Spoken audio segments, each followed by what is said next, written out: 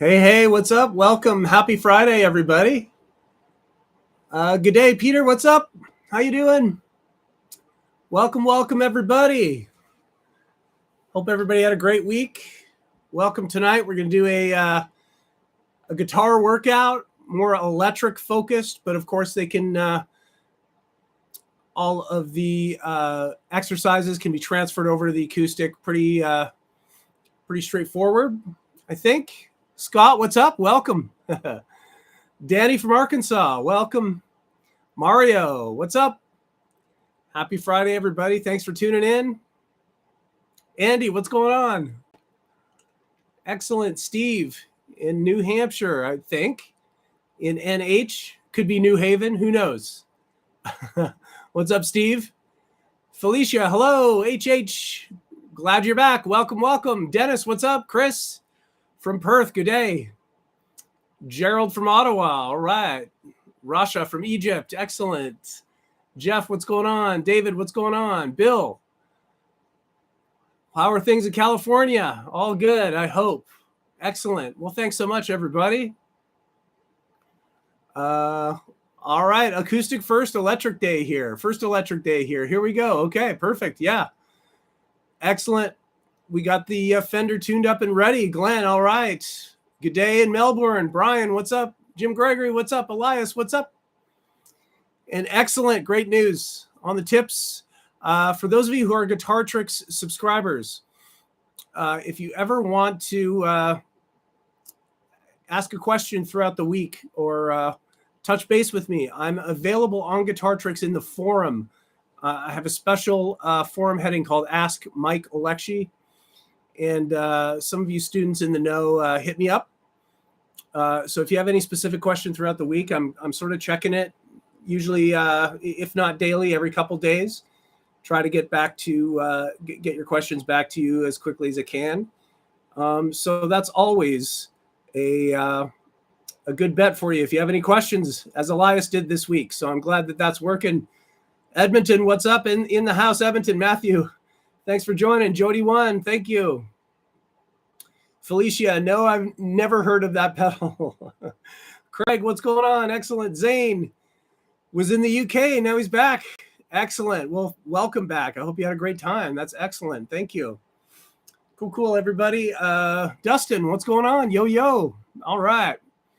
We usually started off with a little bit of a warm-up. Like I said, we're going to play the electric this week, but all of these things can be played on the acoustic. Oh, it's a real pedal. Okay. Now I'm scared. I'm going to have to check it out, Felicia. The fart pedal, everybody. King 50, what's up? North Nevada. All right. Good to see you. And by the way, those of you joining for the first time, we have tabs. Expand the description below this video. There's a link to a PDF with the tabs. If you have Guitar Pro, that software, there's also a file for that you can load into your software. Jesse in New Mexico, what's up? Tommy, I appreciate the kind words. Thanks so much. Thank you. Cool. All right. So hopefully you can hear me. So we usually do some sort of a warm-up.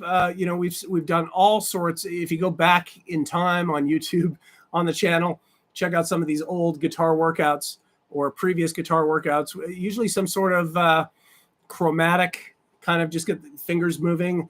I'm moving towards, doing something a little more real world, a little more musical, a little more scalar, if you will. Theodore, what's up?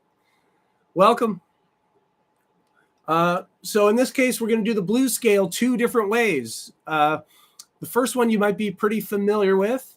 Good day, Jason in Perth. Welcome. Excellent. The pentatonic box. And as you know, the blues scale is a minor pentatonic scale with an added note, which is the flat 5, which is the blues note, which just gives it a really bluesy sound. So as you can see in exercise 1A, all right, Craig, what's going on? Is back from Australia. Well, that's cool. Awesome. Welcome. Thanks for joining. So we're in the 5th position, and the minor pentatonic box that you might all be familiar with. Okay, 5-8 on the low string, 5-7, 5-7, 5-7 on the A, D, and G. And then 5-8, 5-8 on the B and E strings up top. That shape can get you a lot of mileage, okay? Playing the blues, playing rock, playing country. Pentatonic scale just sounds good. Part of the reason it always sounds good. What's up, Nikki the dog? Glad you're joining us. One of the reasons the pentatonic scale sounds so good is that it drops out a couple notes from like the full scale, right? If you take a minor scale and pull 2 of the notes out of it, you're left with a pentatonic scale. And it takes sort of those notes that are a little bit iffy, depending on how you use them, right? So if you don't exactly know what you're doing with a full scale, depending on what the chord is underneath, you can have a note that kind of crunches with the chord or kind of is not as complementary maybe as you were hoping. Well, the pentatonic scale kind of pulls those notes out so that you have a much greater chance of hitting a note that sounds good, which we all like as guitar players. So we're taking that box pattern, adding in a flat 5. So in this case, in the 5th position, we got 5-8, and then 5-6-7 on the A string. Yes, Rasha, if you have it on the acoustic, you can transfer it over, okay? Just hang the best you can with it, okay? Some of these might go up a little bit high, but not many of them. Most of it you can transfer over to the acoustic, okay? So with a minor pentatonic scale, root 3rd, well, it's actually a flat 3rd or a minor 3rd. So root, flat 3, 4, flat 5, 5, flat 7 or minor 7, and then back to the root. And it kind of repeats, right? So if you look at this pattern, we're going to go 5-8. A string is going to be 5-6-7. And then the D string 5-7. And then the G string 5-7-8. There's your next blues note. 8th fret of the G string, and then 5-8, 5-8 on the top. So we're just going to play straight up and straight down, down up picking. Okay, if you have a metronome, always a good idea to kick it in. Work on your timing. Also make sure that you're working on a steady down up, down up, down up, which is a little bit trickier with the blues scale because now you've got certain strings where you have 3 notes. So that means that you're going to be crossing strings on an upstroke on a few of those, right? Okay, so let's give it a try. Exercise 1A. 1, 2, 3. Tien, what's 4? Here we go.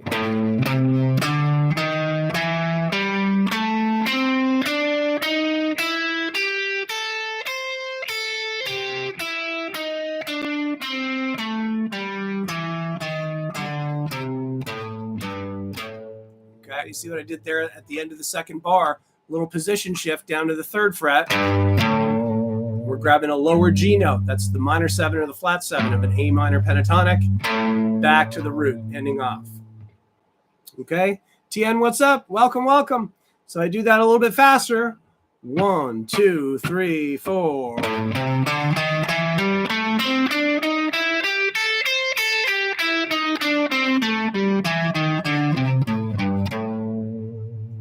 Okay.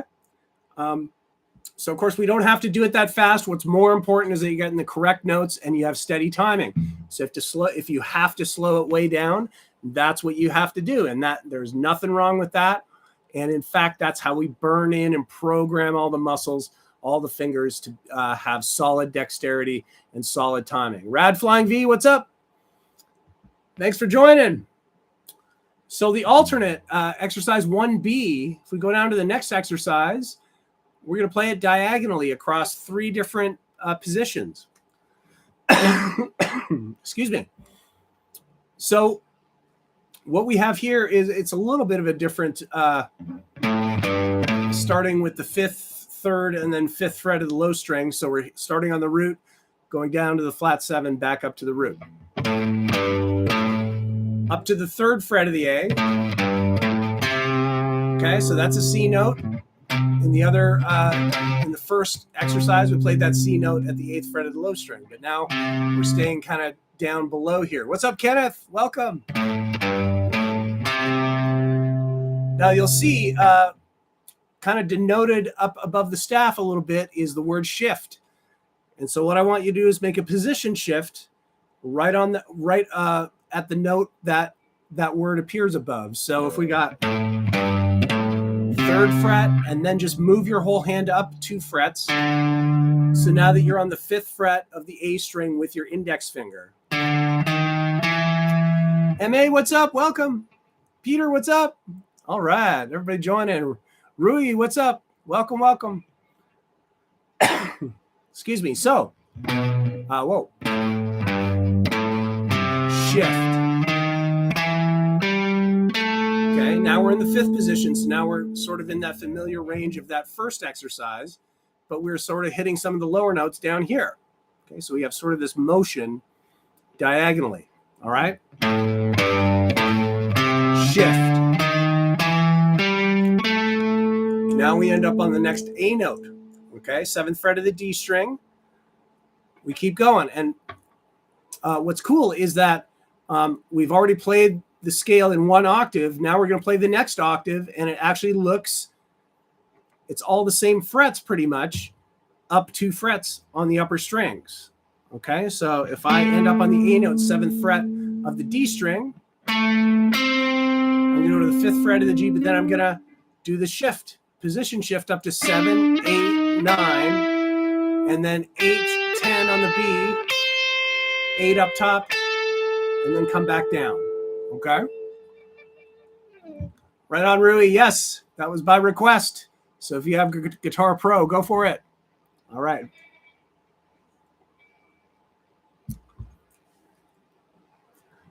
Excuse me. Still getting over this cough, everybody, so I apologize. All right, so if I go...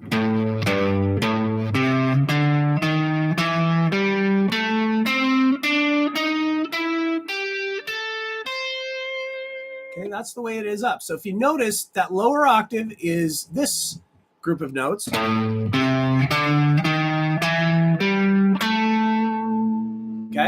and then this next octave looks pretty much the same, but it's kind of up 2 frets and up on the higher strings.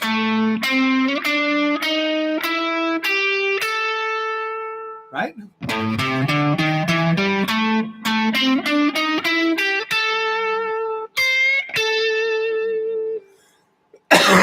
Excuse me. So now we're going to come back down. You have to shift back down a little bit differently. Okay, so shift. Shift.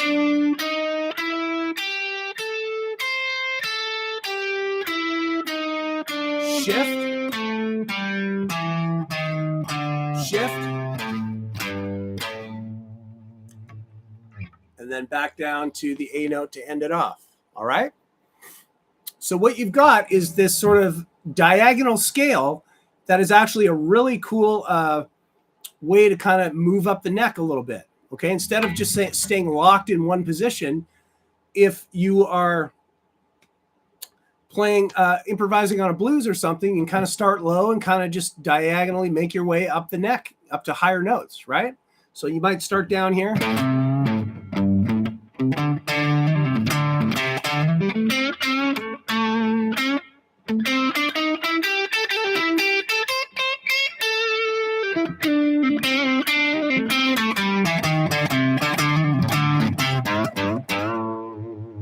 Right? That kind of idea. You're kind of moving up and down the neck, getting a little more range out of that scale, right? So 2 ways to kind of memorize it. I always recommend that you memorize this stuff. Try not to just read it off the page, off the document or whatever. Obviously, you're going to have to do that to learn it, but try to memorize everything that you learn, okay? HH asks, is it helpful to name the notes? Yeah, go for it. Particularly with the A minor scale, right? There's no sharps or flats. So it's a little bit easier, you know, A, G, A, C, D. Well, I guess there is a flat or a sharp here with the blues note. D sharp or an E flat, depending on how you think of it. They're both the same, right? Okay. It is absolutely helpful. You want to be able to go on the fretboard if you think, okay, C notes, where are they? Right? you want to be able to almost instantly go and find a C note. So that's one way to do it is when you're practicing your scales, list off the notes, kind of be intentional about where you are on the fretboard. Check out, I did a Guitar Tricks channel video on memorizing notes on the fretboard with some suggested exercises. So yeah, check that out. But yeah, just pick a note, find where all the notes are and kind of run through it. And if you're intentional about it, you can memorize where all the notes are all over the fretboard, right? All right, Rui's a +1 here about the Guitar Pro 7. If you haven't seen that software, check it out. It's a notation software. It's really cool. James, what's going on? Welcome, my friend. Matthew has a question. Silly question. There are no silly questions here. Don't worry about it. But as you move up the neck, are you staying within the A minor scale? Yes. Yes, you are. Okay. You can play all over the neck in a scale. You can play a scale or in a key all over the neck. So I just showed you a different way to kind of find those notes up here. But you can keep going with it. Okay. You can be all the way up here and play, you know, everything kind of ends up being an octave, but you know, there's the same note is in a variety of places. So you can end up sort of anywhere on the neck and be able to play any scale. All right. Hopefully that helps. Mark, David, what's up? James, all right. Cool. Excellent. Let's head on to exercise 2, a little bit of strumming. Okay, those of you with the acoustic, this will be a good one as well. Really straight ahead, but I wanted to kind of go over something with this. Working on a song for Guitar Tricks that we're going to reshoot. It's already up there. It's called Peggy Sue Got Married. It's a Buddy Holly song. And we're going to reshoot it in a couple of weeks here, so I've been learning it. And it's got this really cool strum pattern where when you switch the chords, you're actually strumming the open strings as you get your fingers ready to do the next chord. So if you look at exercise 2, I'll kind of play it a little bit faster at first so you can see what's happening.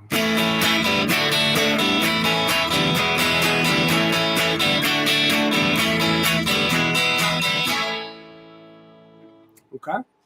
If we slow it down a little bit, you're going to see down ups, right? And then on the second upstroke is where we're going to pull our fingers off and get them ready to go to the next chord, which in this case coming from an A chord to a D chord. And we're going to apply that same idea to every chord. So we're going to go from A to D, back to A, and back to E, all in the open position.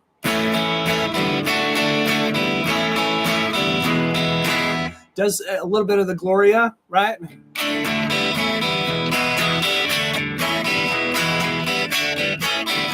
Same chords, just rearranged a little bit, but same vibe, right?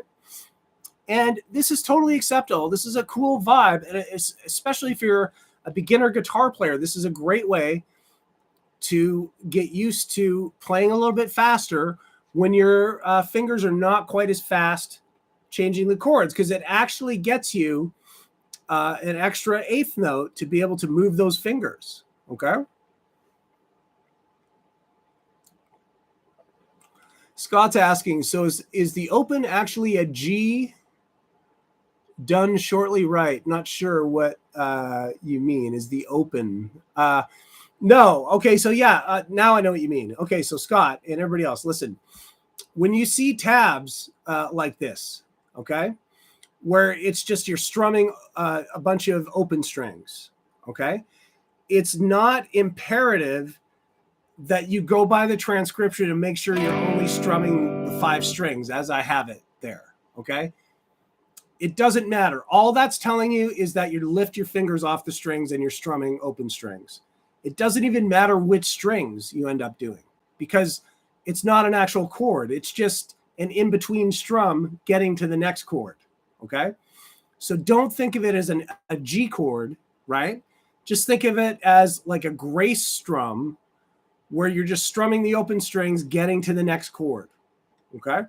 And if you play it fast enough, it doesn't sound displeasing at all. It has like a vibe to it, right? So,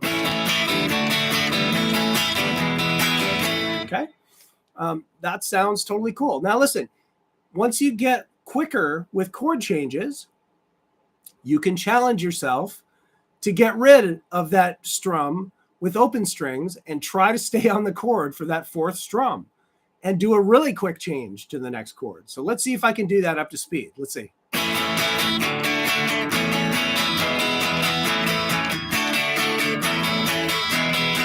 Okay, not bad. Not quite as clean as I would like, but I kind of hung in there a little bit. And you could practice this, right? Like it's all about just getting your fingers as lightning fast as you can on those strings, right? So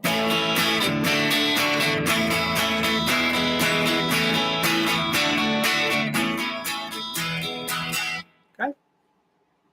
But on lots of our favorite recordings, you will hear this vibe where there's an open string strum as they're changing chords. Okay. And it's not a bad thing necessarily, right? It just, it's just a musical choice. It comes down to, does it sound good? That's cool. Okay. You're going to encounter this in a lot of songs. Okay. Particularly if, and what I just want to mention to you is that when you see the tabs with those open strings ringing out, that's not meant for you to do it to the letter and figure out what strings are notated and then just make sure that you're hitting them. It doesn't matter. Okay. Yeah, Rui has it right. Okay. We're talking about the Ramones, Blitzkrieg Bop Bop, talking about Nirvana. Every Nirvana song is like that pretty much. Okay. Right. And actually we're going to redo a song called Dumb, and it's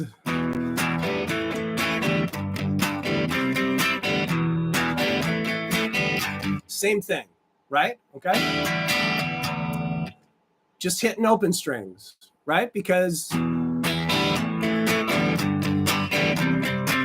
that's just, it's built into a style, and so many guitar players do it, and it's just it's not like it's not well, I mean, it's not like it's unacceptable or anything, okay? Because you're going to hear it in tons of songs.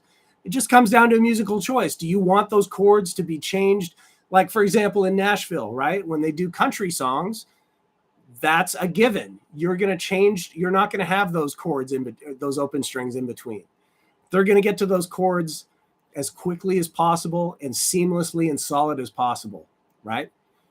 So it's just, it comes down to what the vibe is in the music. So that's what I wanted to get across with that one, is just don't be sort of analyzing those open strings whenever you see them as a strum in any of the tabs that you're looking at. It's just giving you a grace strum to just hit open strings and get in. What's more important is just making sure you're getting to the next chord at the right time. Okay? Make sense?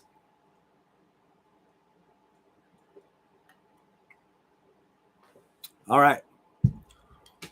Oh man, you know what's funny? We filmed About a Girl. We refilmed it. Can't remember if it was last month or the month before. And I think it was a couple months ago. And yeah, I already forgot it. That's how quickly the songs kind of escape me a little bit. It really depends. How familiar I am with the song before I go to learn and teach these things. Because sometimes if I learn it for a month, teach it, and then if I don't revisit it in a couple of weeks, it's kind of gone. So apologize, can't do it. HH, so you don't have to mute the strings. No, wide open. It's nice and relaxed. You're keeping it going. Down, ups, right?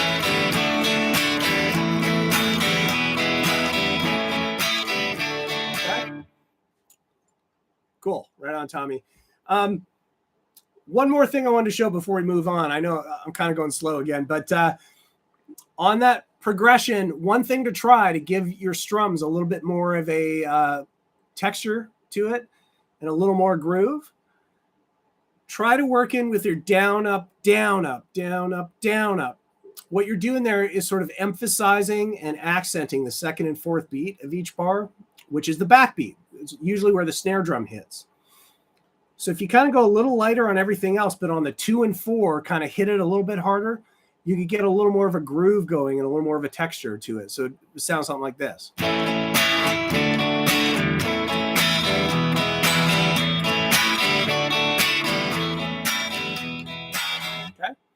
And even up to speed, you can still kind of do that, right?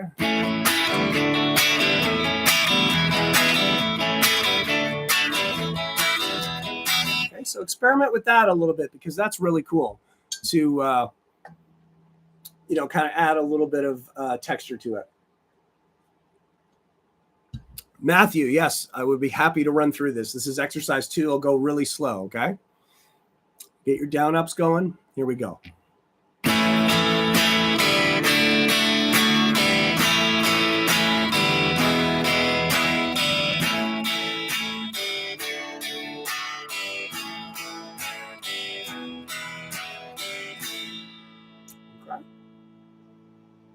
That's what we're going for there. All right, exercise 3. More strums, but a little bit of a muted strum thrown in, which is another way to give your parts some dynamic and texture a little bit. So this one sort of has a little bit of the Sultans of Swing vibe to it, although it's not the actual riff, but it's kind of like it in the strum pattern. Let's see.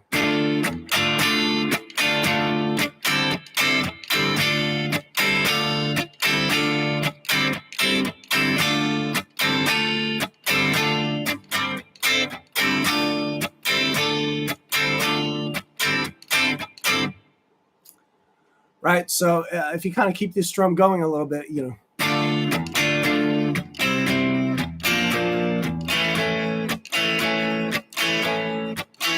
All right, that kind of thing.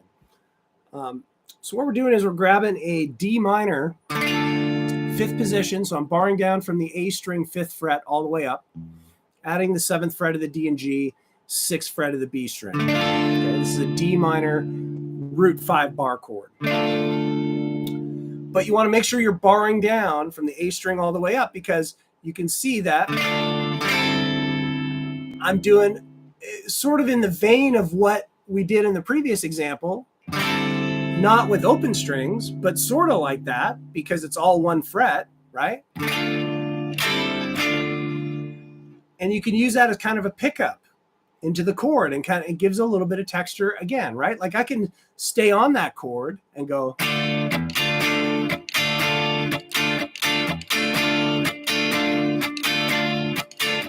And that's a totally fine musical choice. But if you add in sort of just going to the bar on the 5th fret on that upstroke,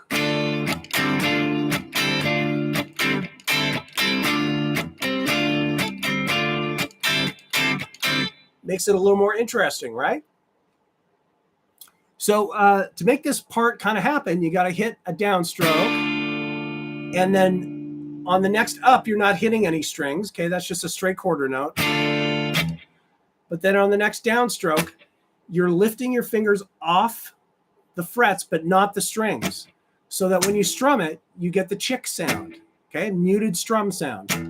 Okay, and then on the next upstroke, you're going to pull the fingers off the upper notes there and just get the bar on the 5th fret. So that idea, okay? So kind of tricky, because you're muting with only the fretting hand, okay? By just pressing down and then not pressing down, releasing the pressure, but not letting go of the strings. Because if you let go of the strings, you're not going to get a mute. You're just going to get the open strings, right? We want a nice, crisp, percussive sound, right?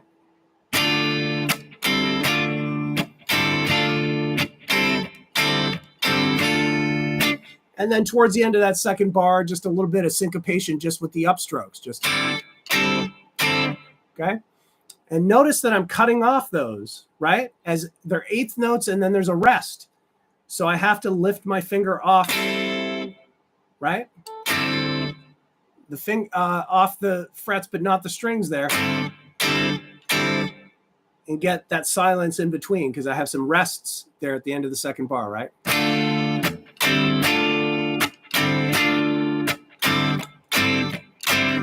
right? Glenn, having trouble letting off enough to mute. Must be too used to the acoustic. Yeah. Just got to adjust a little bit. Go as slow as you need to for this, okay? Don't even worry about the second half of the strum, right? Just start with the muting. Just start with down, mute, down, mute, down, mute, down, mute. And just work that for a while, a couple minutes, 5 minutes. Then move on to the next part. So those of you who are wondering, just, sort of a way to sort of conquer some challenging things is always to try and just go in little chunks. What's up, TC? And Jesse, New Mexico. What's up, everybody? Welcome. Go in chunks. Don't try to attack the whole bar even, or, 2 bar. It's a 2 bar phrase, 2 bar progression. Start with the first bar. Work on that. And if it changes, like it does in this particular example, just work on the first 2 beats and make sure you can do that, okay? Get into a flow with it, then add little chunks to it, okay? Too many students, I see them just diving in and trying to read everything like all linearly. And you can kind of do that to get, sort of your bearings on what you're about to learn, but break it up. You break it up into chunks is a way more effective way to kind of conquer getting it under your fingers, if that makes sense. Excellent. Last week, I believe we had a few questions, hopefully from some of you who are on here right now who were here last week. What's up, Dave in Cleveland? All right. Barb's asking about my giant cup. Yeah, I've got some throat coat going on, and yeah, I don't think I can get a bigger one. All right. Yeah, exercise 4. We're going to add some hammer-ons onto a chord shape. And I had an example last week, I think, where, or a couple of weeks ago maybe, where some of you are having some trouble with that. So this is meant as more of an exercise. It's showing you some note choices that are good bets to add on to the chord shape. So I'm going to start with an A major chord. The next exercise, we're going to go to a B minor chord. Okay, so you'll learn from a major bar chord and a minor bar chord of just some embellishment notes that tend to work really well. But this is more of an exercise where we're trying to just get the motion of the hammer-on working for you so that you got a nice clean note each time. So I'm going to play through that first one. This is 4A. Looks like this.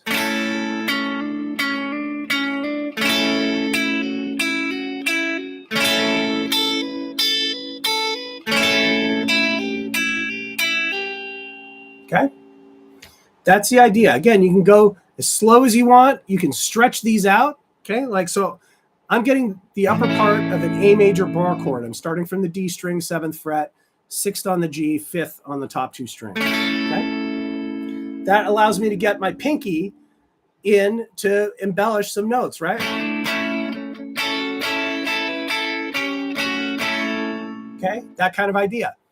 This is more of an exercise where you can practice those hammer-ons with some repetition. And you can keep it going if you want.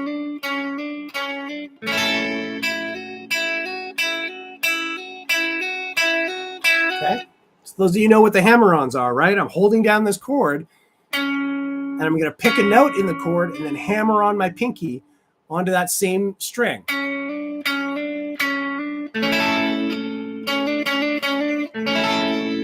Okay. Matthew's asking where we can get the tabs. Expand the description below the video, and there's a link to a PDF of the tabs that we go through each and every session. Okay, so hopefully that'll work for you. It's all in the description below the video. All right, so what we're aiming for with the hammer-on is just a nice clean note. Okay, so you gotta kind of dig in a little bit, but also what you're doing is programming that pinky to get a little bit stronger, and also, of course, the dexterity in there to get a nice clean note. Right? If I move it up 2 frets, but do a B minor chord, so now I'm barring down on the 7th fret of the top 3 strings with the 9th fret of the D string, right? That's the upper 4 notes of B minor bar chord. Still have my pinky here, right? So if you look at exercise 4B, we can work it this way.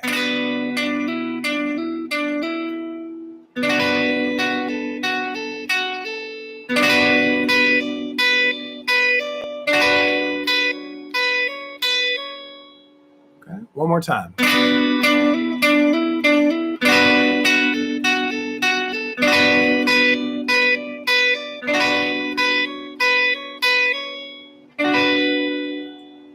Right, so you got some notes there to work on. So once you kind of burn in that motion a little bit with this exercise, now you can kind of just mess around with it.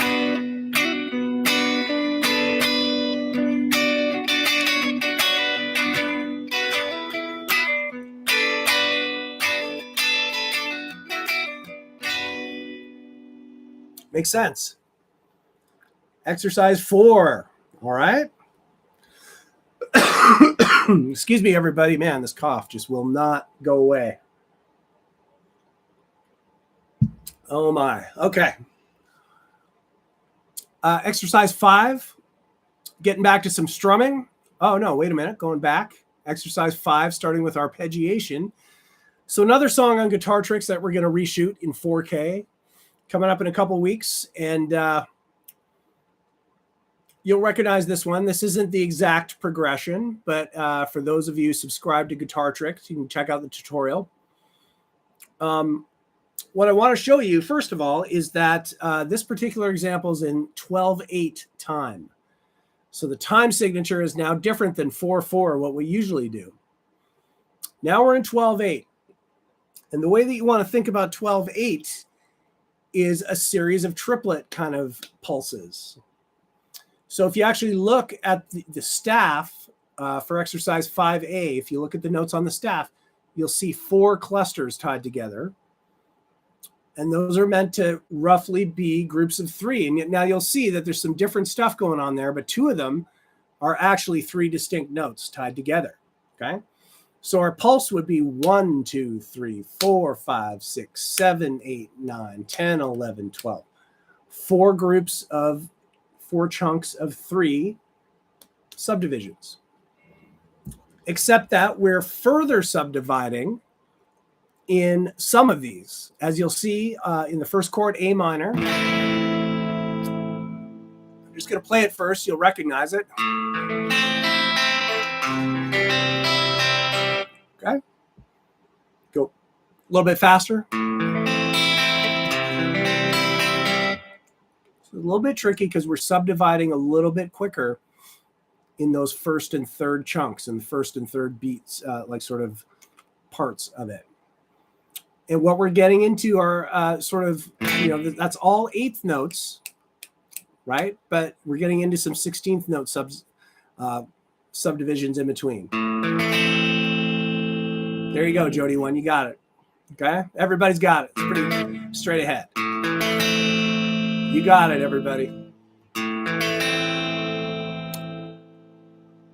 Okay, so you've got that first beat of the 3. That's a normal 8th note. But then the next 8th note, you want to play 2 16th notes. So that's where you're hitting the D string and then the G string there. And that rolls right into the third 8th note where you're going to hit the B string. But then after that, you're coming up to the high string. All the rest are 8th notes coming up: high string, B string, G string. Okay. MA wants that F chord. I know it sounds wrong, actually, the way that I did it. But I did it for a reason. I wanted to kind of point out something with this. As an exercise, I wanted to point out some things. Okay, so just sort of works out really well going up and down the strings in 12/8, that you're hitting sort of every string without skipping any, right? Okay. Same thing with the C chord, because the root's on the A string. Same thing. We're hitting every string uniquely. We don't have to skip any.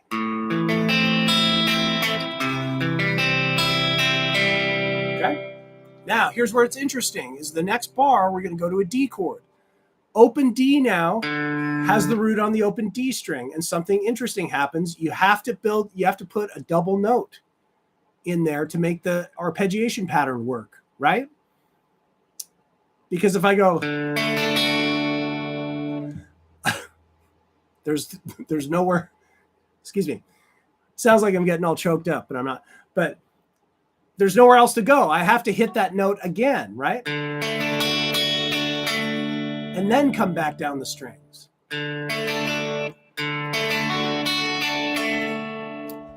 Okay, so you have to always be thinking when you're arpeggiating, where's, what the chord is, where the root note is, and how many strings you have to make the pattern work within the time signature. In this case, we have to adjust it a little bit because we only have 4 strings for the D chord. The other 2 chords, we had 5 strings. So that pattern worked really well. Okay. Right on, Chad. Glad you made it. Okay. Now, in the case of actual House of the Rising Sun, you'd go to the F chord and you play the upper part of an F bar chord. So it's still a 4-string chord. So it's arpeggiated like the D chord. But I wanted to show you going to the E chord, because now you've got a chord with all 6 strings. So in order for that to work out, that's where I have to actually skip a string. So if you see that last little chunk there on the E chord, I have to hit the root note on the low string, but then skip the A string and go up to the D string and play sort of the upper notes, just like the first bar with the 5-string chords. Does everybody kind of see that? And so this is sort of just speaks to the wider discussion of arpeggiating chords. Eventually, we want to be able to arpeggiate chords without even thinking about it. We want to actually kind of improvise it and just come up with an arpeggiation pattern like improvised, right?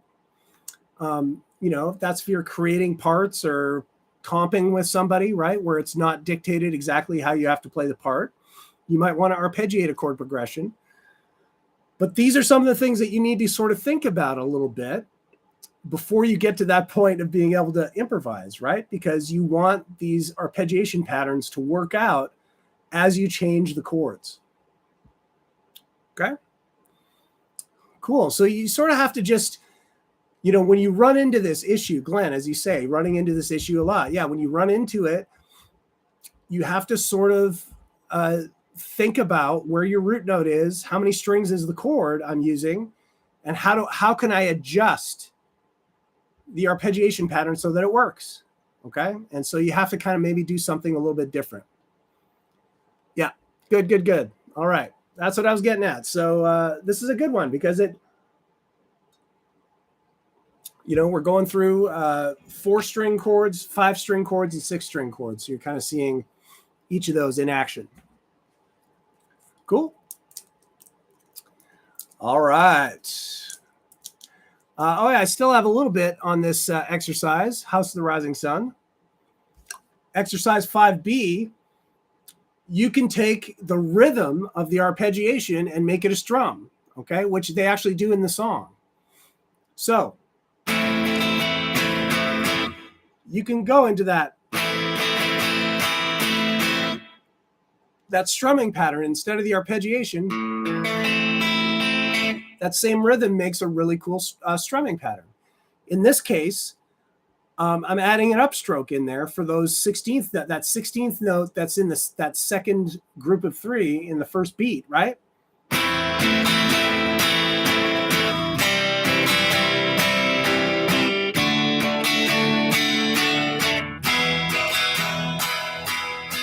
Okay, so just showing you that, you can kind of work in tandem with an arpeggiation pattern and a strum.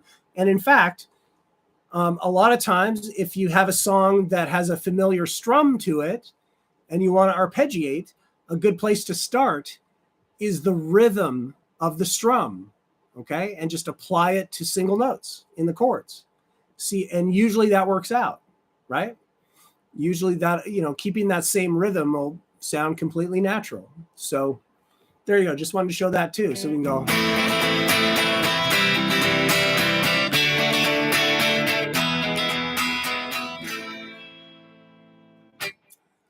And Glenn's got a good point there too. Like on the D chord, a lot of times you can work in a sus embellishment, right? Like whether it's an open string or the third fret of the high string on the D chord.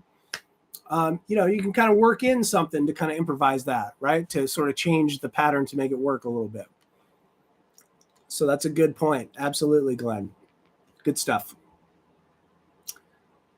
All right, exercise 6A. Let's play it first. This exercise has 3 parts. I haven't done sliding in a long time, so hopefully you haven't seen this yet. This group of faithful Friday nighters. So I'm going to take an A minor scale and just slide up in a certain way on one string. So it's going to sound like this.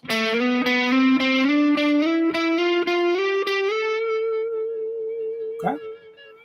Actually, what I tabbed is going to sound like this.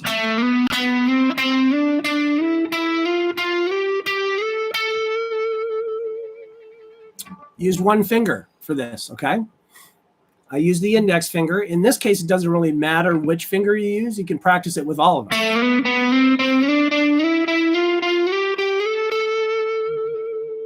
Okay. Yeah, a little bit Hendrixy. He tended to do that with octaves a little bit. This is just a great embellishment approach, a great lead guitar approach. Something you're going to get a lot of mileage out of, as we'll see in the next couple of examples. So I'm just figured out what an A minor, what the notes are for A minor on the G string, and just slid up. I slide up from one note to the next. Okay, so you want to slide with a little bit of force so that it carries that note over and it sustains a little bit, right? You don't want that to die out, right? Kind of like that. So it's usually just a little bit of velocity on that. You can have a nice sustaining note on that. Okay. So I went to 2 to 4, and then from there I'm going to pick again and go to the next note, right?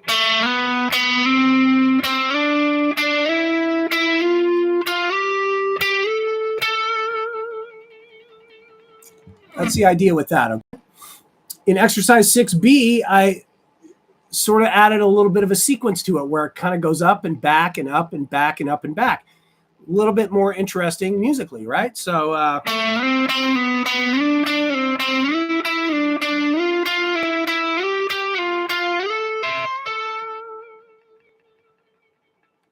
okay, a little bit trickier because you're excuse me, a little bit trickier because you're not going straight up, you're kind of coming back. So you got to have your wits about you where those scale notes are, right?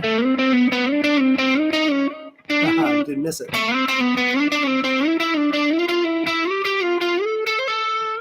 That kind of idea. Okay, I added on a little hammer-on at the end just to show you an example, something you might do in a lead, right? Or some sort of embellishment. Exercise 6C, let's combine it with a droning open string. So you'll recognize this sound. I'm taking an E minor pentatonic on the B string, okay? I'm going to combine it with the open E string ringing out. So that's going to sound like.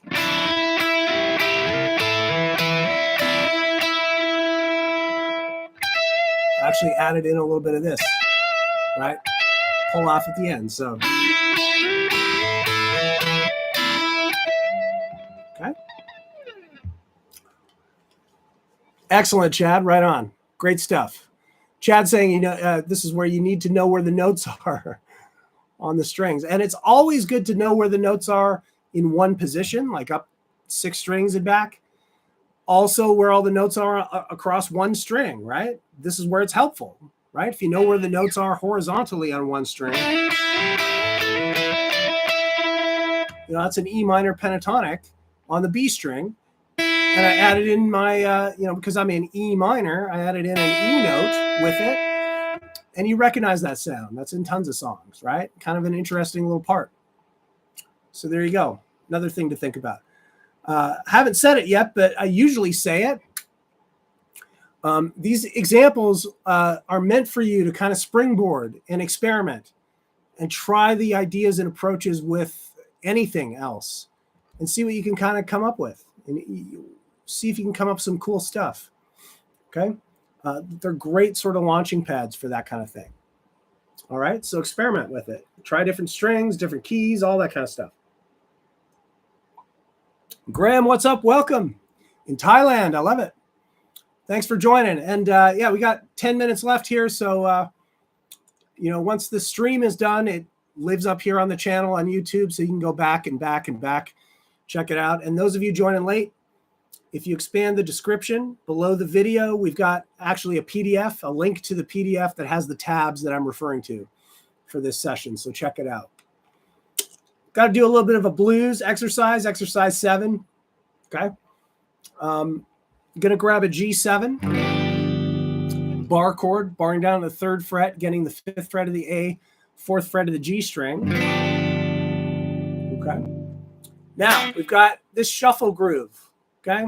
Which means that our upstroke, we're going to be using upstrokes on the ands, and the ands are pushed a little bit closer to the next downstroke.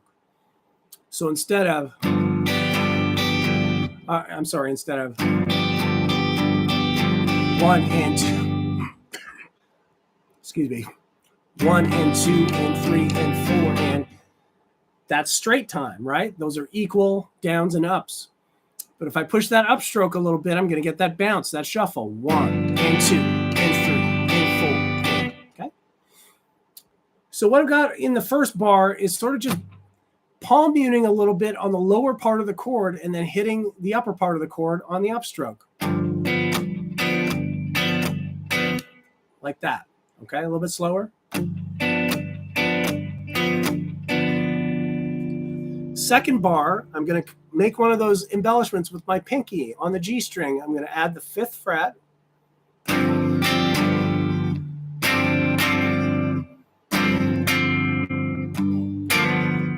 Okay, so let's see if I can do it.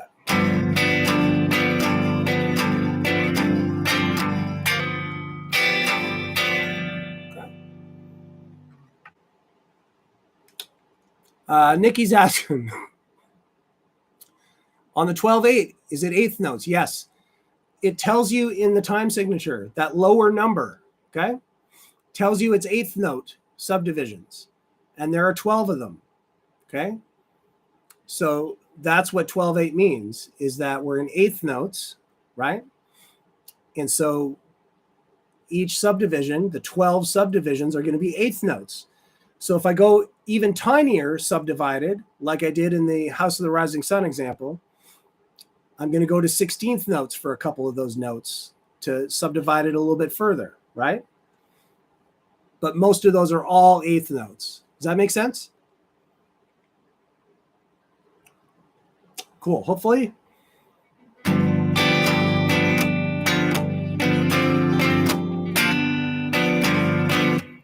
So I've got a down up with that pinky on the 5th fret of the G string. Then back to the muted.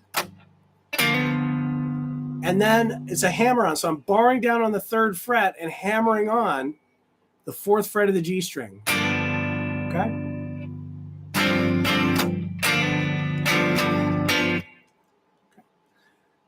And I'm going to do the 4 chord, okay? Exercise 7B, okay? Using the C7 root 5. So I'm barring down on the 3rd fret of the A, barring down all the way up, adding the 5th fret of the D and the B string. Oh, okay. Nikki, let's see. Nikki the dog. Sort of understand, but not really. When you think of 12/8, okay, we're thinking 1, 2, 3, 4, 5, 6, 7, 8, 9, 10, 11, 12. That's going to be a full bar, full measure. Now, the 8 just tells you that the notation is going to be 8th notes. Okay, so if you contrast that with 4/4 time, that's telling you that the notation is going to be based in quarter notes. That's where the count is going to be based in quarter notes. And you've got 4 of them. So that's where you get 1, 2, 3, 4. Okay. And to subdivide those quarter notes, you could go to eighth notes. You could go to 16th notes in between. You can subdivide all of these rhythms however you want. But the base of the groove of the time signature is basically the count, right? So in 4/4, it's 1, 2, 3, 4, quarter note, quarter note, quarter note, quarter note. In the case of 12/8, they notate it in eighth notes. Okay, they just switch it. You know, they could do it in 12/4 if they wanted to, but the more accepted thing is just eighth notes arbitrarily, right? So now you're subdividing eighth notes in between the 1, 2, 3, 4, 5, 6, 7, 8, 9, 10, 11, 12. Okay, there you go. King 50 got it. All right. Just to show you really quick, 7B. I've got that C7 bar chord, root 5. And to play the same sort of thing, you want to move your pinky up to the B string 6th fret to make it a sus. Great question, Dustin. I'll get to it in a second. But then you want to put a finger down on the 4th fret of the B string and do that hammer onto the 5th fret of the B string to have that same sort of sound happen, if that makes sense. So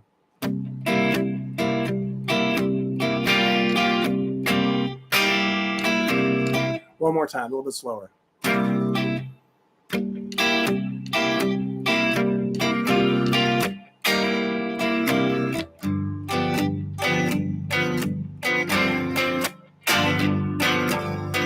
Okay, that's what we're going with that one. So a little bit tricky.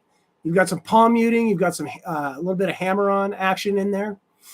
And, of course, the shuffle groove. Now, Dustin's asking, can't we call it 3/4? You could, but the thing is that in the case of House in the Rising Sun, like they do this because the notation, they do it so that the notation and the feel of what you're counting makes sense with how it's written on the page. So in the case of House of the Rising Sun, you could do 3/4, right? Well, actually, you couldn't do 3/4 because that's a totally different one. I mean, I guess you could do it a lot faster. 1, 2, 3, 1, 2, 3, 1, 2, 3, 1, 2, 3. But notice how the chord changes are now happening. You're going to have 2 bars of 3/4 for each chord change. So that's a lot of bars you have to add up to make a complete progression, okay? Whereas if you notate it and feel it in 12/8, you have the same feel, but it's notated a lot cleaner, where you've got 2 chords per bar, right? And so that's a lot less number of bars to see a complete chord progression. Does that make sense? It all has to do with sort of what's a cleaner way to notate it and still get the feel across.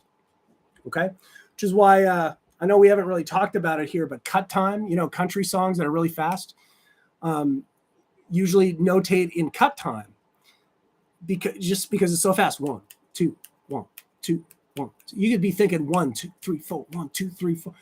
But that vibe gives you sort of more of a rock thing. Whereas if you got that 1, 2, 1, 2, it has more of that bounce of that really fast country kind of thing. This is sort of why people choose the time signatures they do. Hopefully it makes sense. All right. Triads. I know we got a couple left here. I actually did an extra one here. All right, Nikki. So the only thing you don't get is the example has 14 notes in the bar. That's right. Okay. But remember, I added 2 notes. Or no, I didn't. Taking the place of 1 note is actually 2 16th notes. Okay. So if you go down to 16th notes on the 8th notes, let me go back and look at it. On each chord, you're doing that twice. There you go. You got it, right?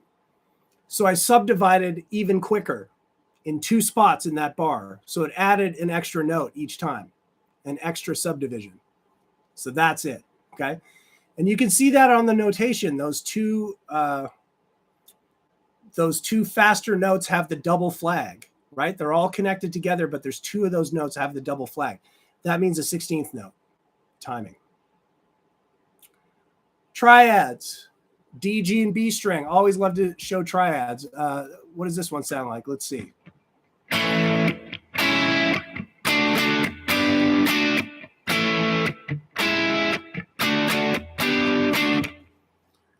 Just playing the D, G, B, and B strings. One of our triad shapes, okay? So you got barring down on all the strings in the same fret. In this case, the second fret's going to give us an A major. Then I've got 6th fret of the D and G, 5th fret of the B. That gives me a minor shape. In this case, it would be C sharp minor. The root is actually on the G string on these particular chord shapes, okay?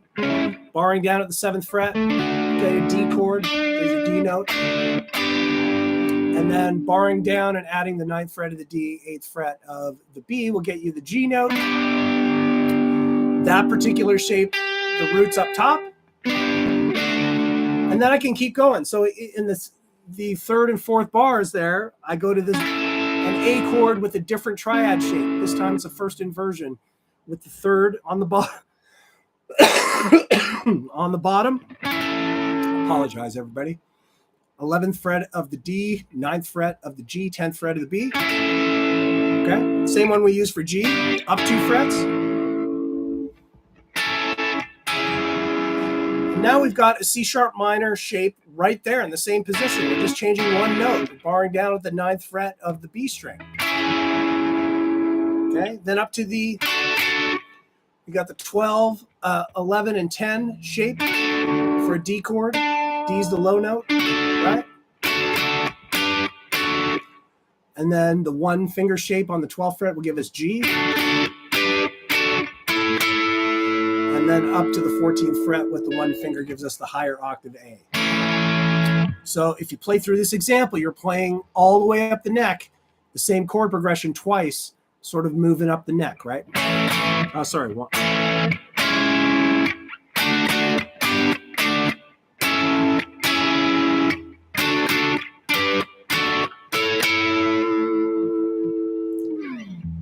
All right. I know we're over time. Thanks for hanging in there. Last example. If you're into a little bit of speed training, a little bit of seeing some scales on 2 notes ascending, 2 strings ascending, you can use these shapes for B flat major or G minor. They're both the same notes to those scales. You want to think about where the root notes are. If you ever use sort of these patterns, you want to think about where the root notes are, whether you're using it as a B flat major or a G minor, so that you can resolve your phrases in the right spot. But if you look at the tab, you've got groups of 6, so it's sort of a triplet vibe, and you can practice your picking, practice your speed, and also get to know the shapes moving up the neck on 2 strings, playing either a B flat major scale or a G minor scale.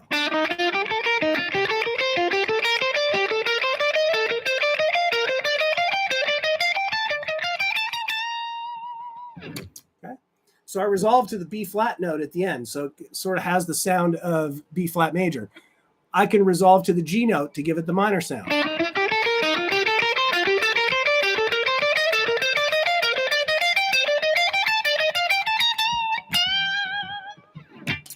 Okay.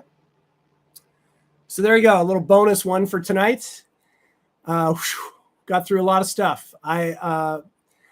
I apologize again for the hoarse throat and the cough lingering. I apologize for that, but we're getting better every week, right? Nikki the dog, no problem at all. Listen, I love the questions. I love the engagement. Thank you, everybody, for the comments, the questions. It's just great to see it, okay? So keep going with this stuff. Have a great weekend. Have a great next week. Let's see what else. What do we got here? Great. Thanks for all the kind words, everybody. Appreciate it so much. All right, everybody, take care. We'll see you next week. We'll be back on the acoustic. I think we're going to do some finger picking. Steve's asking you, Does Guitar Tricks have any live Q&A sessions other than this one? Yeah. Dave Celentano does one on Thursdays on Facebook.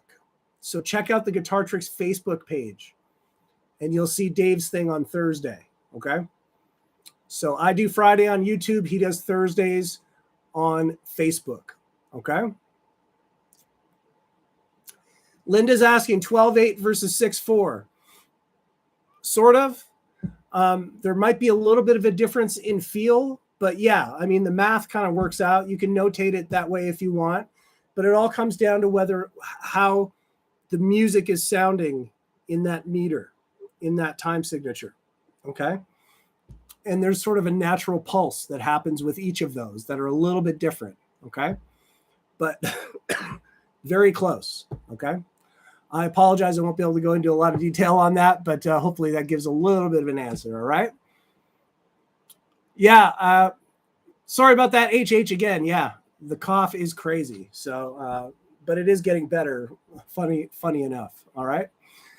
Everybody take care. Have a great weekend. Have a great into next week. We'll see you Friday. Cheers, everybody. Thanks so much. See you later.